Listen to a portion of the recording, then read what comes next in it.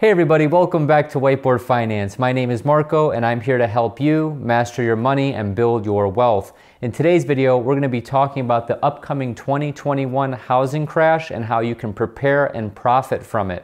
So I made a video about the upcoming housing crisis about 3 months ago. I talked about when I think it will happen and how it will happen. So in this video, I wanted to give a quick recap of my thoughts and how to actually prepare and profit from it. Stay tuned. Okay, so let's talk about why the housing market hasn't crashed yet. Then I'm going to talk about why it will crash, and then I'll get into how to prepare and then how to profit. Make sure you watch until the end of this video. So the first reason why it hasn't crashed is simply because of forbearance, as I mentioned in my previous video. Homeowners can't get foreclosed upon until December 31st of 2020. The second reason is low supply. So this is a combination of two things. It's a combination of forbearance, meaning houses aren't coming onto the market or being foreclosed upon or going to short sales or being sent to auctions. Number two is because it's a huge demographic shift going on. Baby boomers simply aren't selling their houses. They're actually the second biggest population cohort in the United States. Can you guess what the first is? It's me, millennials, people that are actually having an appetite for buying, their first home, their starter home, or a forever home, if you will. So there's low supply and high demand. Number three, evictions are paused, okay? So evictions have been paused through the end of August and September in some states, meaning that you have a 30-day notice to get out. So if you're being served at the end of September, that means you have all of October to kind of get your stuff out and move. Then we'll start to see some pressure. So people or the tenants are actually still in those homes and they're not getting evicted. And then number four is low interest rates. I talk about this in a lot of my videos because it is the single biggest lever in the economy. It drives most investing decisions. Rates are low so people can afford more house in their monthly budget, which also adds upward pressure to demand. So let's get into the next slide of why it will crash. Okay, so here are three quick reasons why the market eventually will have to crash or correct. Let's use correct because crash is one of those clickbaity words that I can't stand, even though I'm probably going to use it in the title of this video.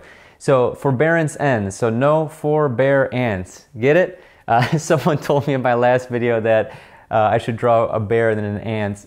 This is terrible. Don't even pay attention to this. So forbearance ends. This is a dam that is holding pent-up foreclosures and pent-up short sales. Lenders will start to take back properties and will either be with an agent or it's going to go to auction, which I'm going to talk about later in this video.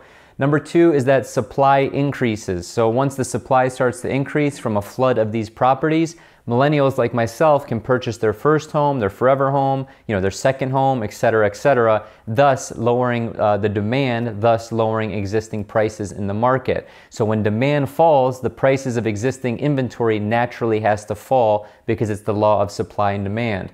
And then finally, number three, unemployment is historically high. Okay, I'm not saying it's at an all-time high, but it's high right now because of everything that happened in March. So if you look at the U3 unemployment, it's at 8.4%. If you look at the U6 unemployment, it's at 14.2%. So you can see that it's declining if you take a look at this chart, but it's still historically high. So in my opinion, this is another indicator that people may get foreclosed upon, or it actually hurts demand for existing house shoppers out there because they simply don't have a job. So when you have no income, the last thing you're going to do is look for a house. You're going to look how to put food in your stomach, keep the lights on, and go to work, or at least get a job. You're not going to be house shopping. So with all this being said, how do we prepare for this crash? Okay, so how do we prepare for the 2021 housing crash? This is very simple. You need to build your war chest. I actually made a video in August of 19 saying how you should prepare for the upcoming 2020 market crash, and guess what happened just a few months later? Obviously, we know that the market crashed. So a lot of these principles are going to be the same. So number one is cash. If you have cash on hand, it kind of sucks because you are a loser. Savers are losers if you watch my other videos, and cash is trash. However, if you have a goal or a strategy to utilize that cash, right now cash is king if you know that you want to buy properties in the future. If you don't have cash on hand and say it's invested in the market or you already have it tied up somewhere, if you do have equity in your existing home, a HELOC and a home equity loan are two good options. So if you don't know what a HELOC is, that simply stands for Home Equity Line of Credit. This is a revolving line of credit against your house or against the equity of your house, just like a credit card. So you can draw money as you need it, and then you can pay the interest off, interest only, or you can pay off the full amount as you go. So this is a good way to scoop up some off-market properties or properties that are extremely discounted because of the crash.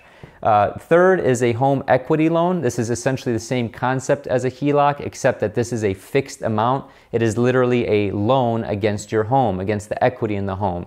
So this can be a fixed rate, it can be adjustable rate, and then you're essentially unlocking the equity in your home.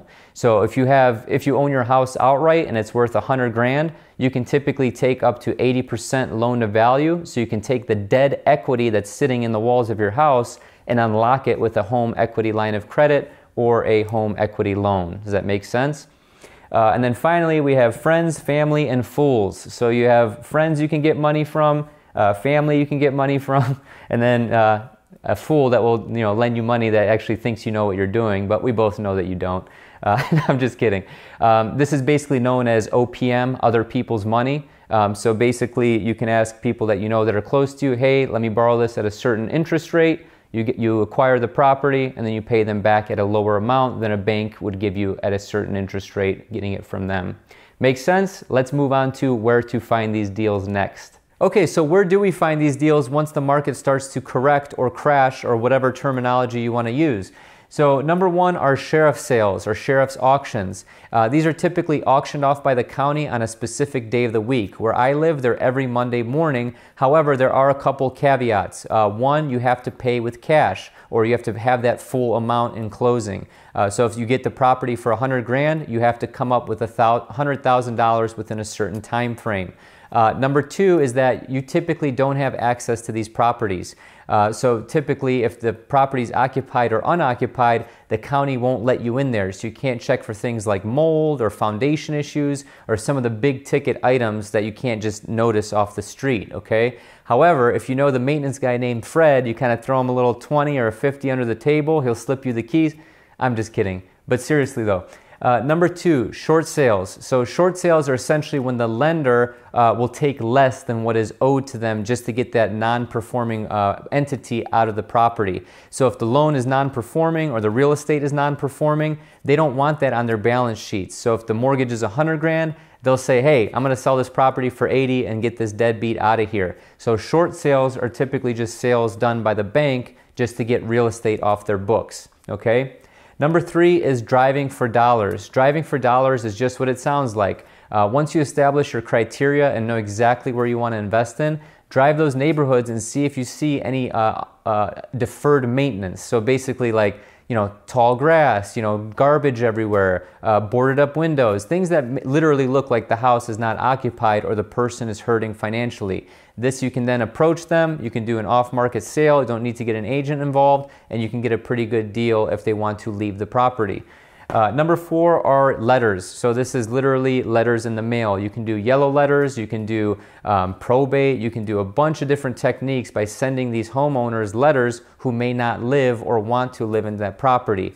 A perfect example is you find someone who's an out-of-state owner. Say there's some rich dude from California. They bought a deal in Cleveland because they didn't know what they were getting into. Now they hate that property. So they are an absentee owner. They own the house, but they don't live there. You can send them a letter and say, hey, Mr. Software Developer from California who has no idea what he's getting into, do you want me to get you out of this property? And then you can offer him a deal that way. So with that being said, let's get into my final thoughts about this, and this is the most important part of the video. Okay, so my thoughts, I always give these at the end of the video, and that's why it's important to stay and watch until the end. So number one is defining your criteria.